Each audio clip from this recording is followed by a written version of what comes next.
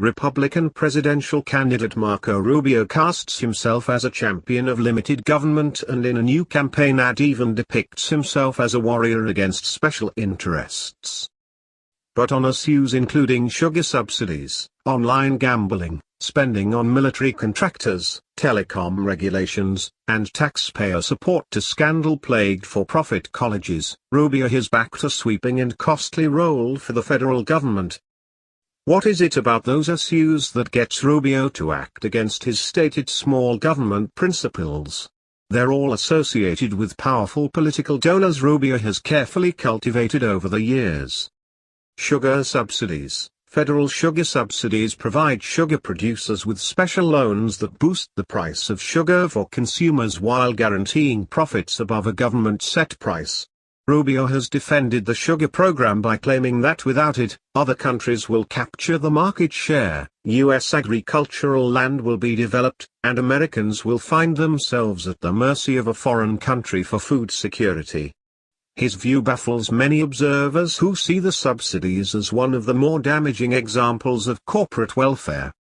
It is less baffling once you realize that the Fanjul family, which owns sugar production interests, has lavished Rubio with campaign donations throughout his political career while lobbying to maintain the subsidies.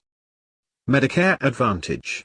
Though Rubio has campaigned on a promise to tackle entitlement spending, he has simultaneously fought aggressively to defend Medicare Advantage, a program that allows private insurers to administer Medicare plans. The program is rife with waste and fraud. An investigation by the Center for Public Integrity found nearly $70 billion in improper payments to private health plans over just a 5-year period for the program. It's a cash cow for health insurers, however, and health insurers provided Rubio with direct campaign cash and bankrolled a dark money group that helped elect Rubio to the Senate in 2010. Online gambling.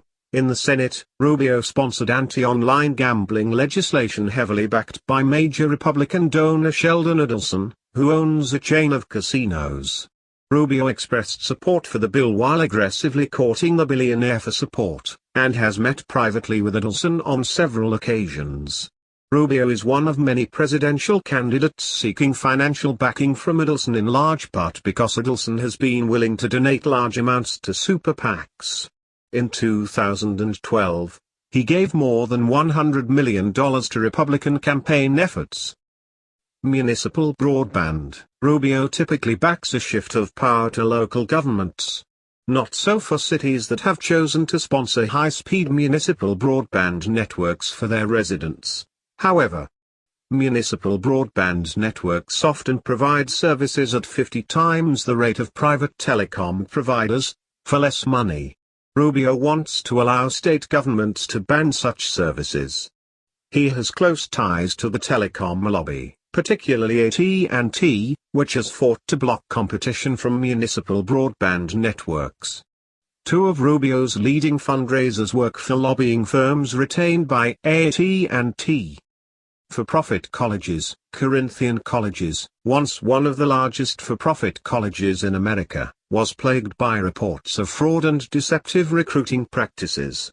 The company relied on $1.4 billion in taxpayer-backed student loans to stay afloat, even as evidence mounted that the company systematically deceived students and federal regulators using fake job placement numbers, heavily inflated tuition rates, and engaged in a slew of other predatory practices, including illegal debt collection efforts and job counseling services that were in fact simply links to job postings on Craigslist.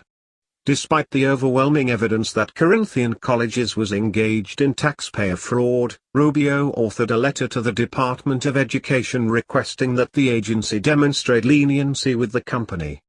Perhaps not coincidentally, Corinthian executives donated to Rubio campaigns, and documents The Intercept obtained show that the company secretly backed a dark money group that helped elect Rubio in 2010.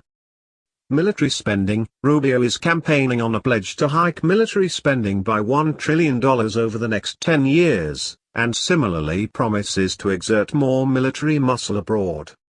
Fundraising records show that Rubio raises cash regularly at events hosted by lobbyists for the largest defense contractors in America, including Boeing, General Dynamics, and Honeywell. In addition, as we've previously reported, several of Rubio's foreign policy and defense advisors simultaneously consult for military contractors. The US already spends more on the military than the next 7 nations combined, including Russia and China. Expanding government surveillance. Rubio has been an outspoken proponent of mass surveillance, even arguing for a permanent extension of the National Security Agency's collection of domestic phone records.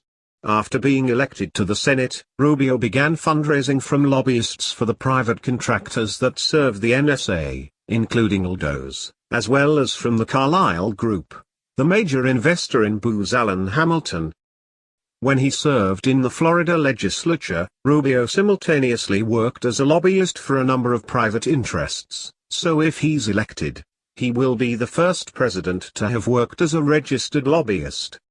Texas Senator Ted Cruz attacked Rubio during Thursday night's Fox News debate for flip-flopping, from opposing amnesty for undocumented immigrants, to supporting it. Marco made the choice to go the direction of the major donors, to support amnesty because he thought it was politically advantageous, Cruz said. Rubio's votes on a wide range of issues may demonstrate that he votes in favor of positions that benefit his donors, but are not necessarily consistent with his conservative campaign rhetoric, says Loyola Law School professor Jessica Levinson. For voters who pay attention, she adds, this is disheartening and